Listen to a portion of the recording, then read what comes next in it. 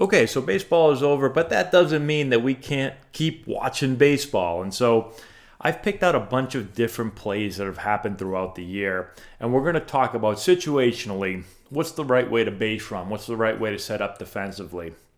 I think that when you think about football, football's always breaking down plays. They're always watching film. And baseball, some teams do that, but a lot of teams don't. A lot of players and kids especially don't really think about these types of situations until they're actually presented in the game, and by that point it's too late. And so let's go over it. Let's break down the situations. And so what I want to talk about today, this is actually from the World Series. We've got a bases loaded situation and nobody out. So we're going to talk about the defense. We're going to talk about the offense, base running, all that stuff. So biggest thing is the situation. What's the situation? Bases loaded, nobody out. Dodgers are up. They're down by 1 in the 8th inning. All right, so this is the tying run at third base. Lux is up. And first thing I'll point out, actually, this has nothing to do with this play, but watch Shohei. Look at Shohei down here, right? He's getting his timing down. Watch this. Ready? Look at him. He's in sync with the batter, just getting his timing down, figuring out when he should load, when he should get ready to hit. I like that right there. Okay, let's play the play, and then we'll break it down. So here's the pitch. Lux is going to drive a ball to center field. Judge is going to go back. All runners are going to tag. They're all going to move up. Throw's going to come in the third base, and we're safe there. Okay, let's back it up, and let's go around the diamond, talk about what to do. So here's the pitch again. Pitch is made. Ball is hit. Now, a couple of super important things. When there's bases loaded and nobody out, my favorite thing to say as a third base coach is, hey, we got bases loaded, nobody out, back on a line drive, can't get doubled off. If you get doubled off, if there's a low line drive or any line drive and you don't go back and you get doubled off with the bases loaded and nobody out, I tell you just keep walking, just go to the parking lot. It's a little bit tough to do that at Yankee Stadium. I guess you could tell them to just go down to the clubhouse and just leave. But that's what I tell my team, because that would drive me insane. That's the only way to really kill a rally. So that's the first thing you got to think when you're on offense and bases loaded, nobody out. Back on a line drive. So let's see what the base runners do here on the line drive. Let's check that out.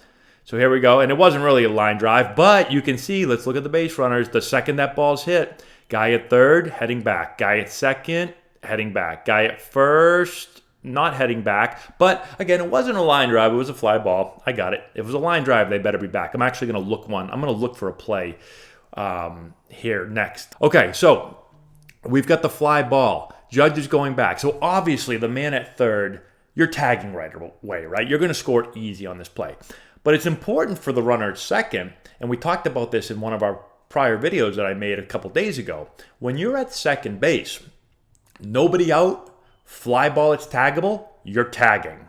One out, you're getting off the bag. So here, there's nobody out, you're going to tag. So fly ball, he gets back, he tags up.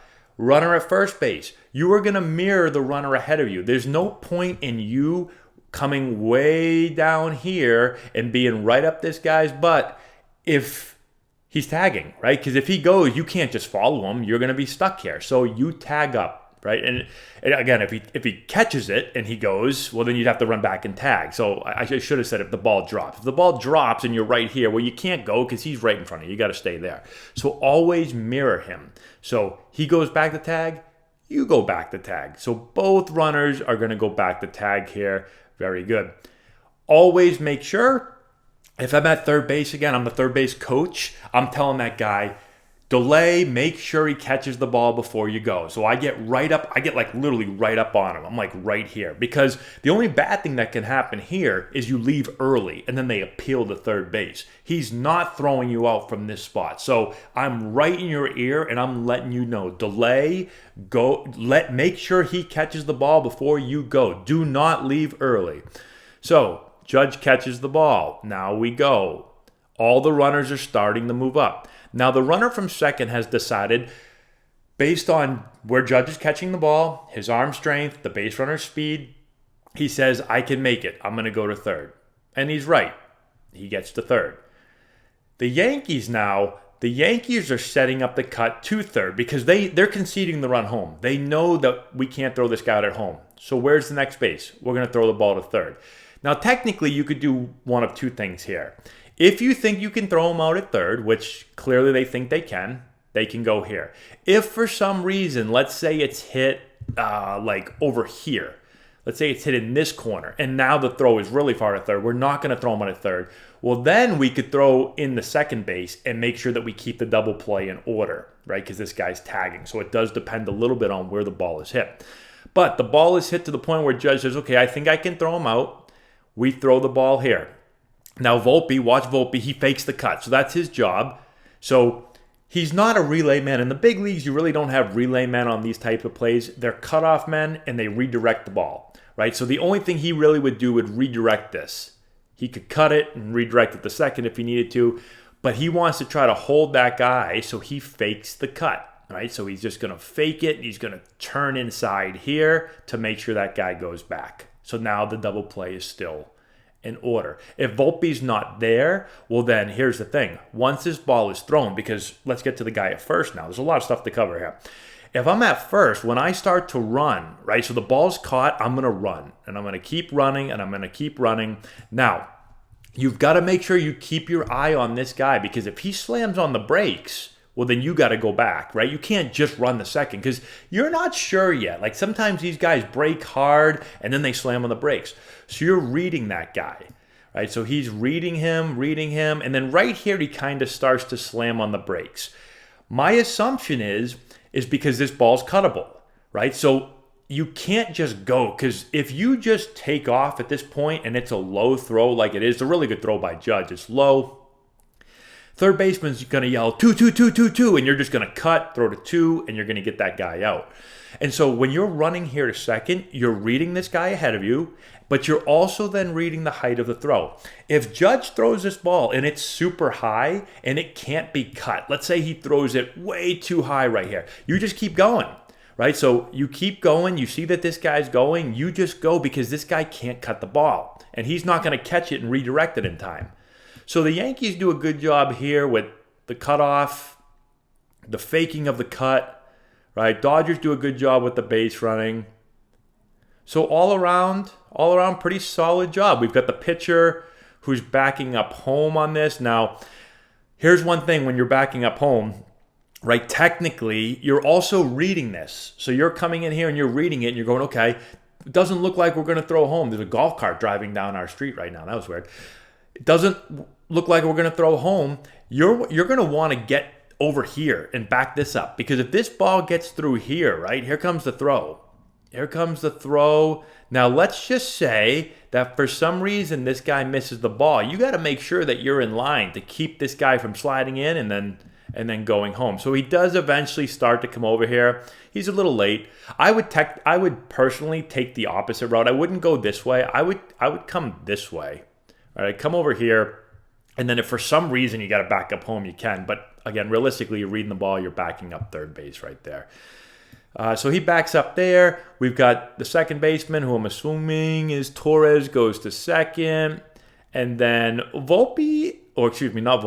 Rizzo is kind of, he does this a lot. He kind of just like works his way towards the middle of the field, which I'm not really 100% sure why you would do that. I mean, technically on this play,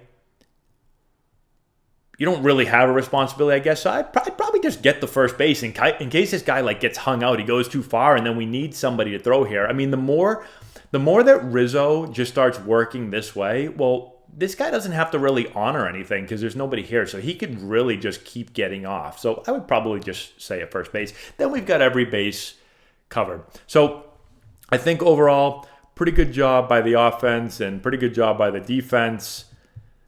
Again, I'm just kind of doing this live. I keep saying live, but I just mean like I didn't study this beforehand. I'm just watching it like I would if I were a coach and we had this angle and I was breaking the play down afterwards. And third base coach down. That's what I like to do too. That's my favorite thing. I get down on the ground. Get down. Get down. You also might want to tell them where to slide. Like I might be saying get down, but I might be saying like this side, because the ball's coming inside, so I want him to slide more towards the outside part of the bag right there. So that's something else you could do. He might be screaming it too, and maybe that's just his signal. He's more towards the outside, but I like to be demonstrative. I'm yelling, but the crowd's loud, so I'm doing everything I can. I get down on the ground, I'm throwing my hands down. So Yeah, I think we covered pretty much everything. First base coach. Let's see what the first base coach does. He kind of gets in here, and he's probably just. I'm assuming he's telling him, mirror the guy in front of you, tag up, read the throw, read the throw, read the throw, read the throw, back, back, back. Right, and again, it gets really loud, but that's why I like to get like as close as I can to the base runner. Even in high school, where I coach in high school and summer ball, not a lot of people there, but there's still like a good amount of noise when the ball is hit, even though there's just really parents, basically college coaches watching the game, and then the bench. Like, guy hits a ball, drives it in the air a little bit, you get some noise, and so I want to get right up close near him, so I can yell. Let's see Shohei. Shohei coaching the runner, doesn't have to coach the runner, so he starts to move this way, and I'm sure if the ball was thrown home, Shohei would have busted his butt over here a little bit more and said down or up or whatever. So he's right there, and he might be yelling up. I'm not sure. But I'd probably run over and do this, but I'm not telling Shohei what to do anyway. The guy's awesome. Okay, so that's my thoughts. Let me know what I missed. I'm sure there's something I missed, but I'm going to keep doing this. Let me know if you like it. I'm just going to keep throwing up different situations and just kind of go through it like I would coach a team. Thanks again for watching. Subscribe to the channel, hit the notification bell, give it a thumbs up, all that good stuff. We'll talk to you later.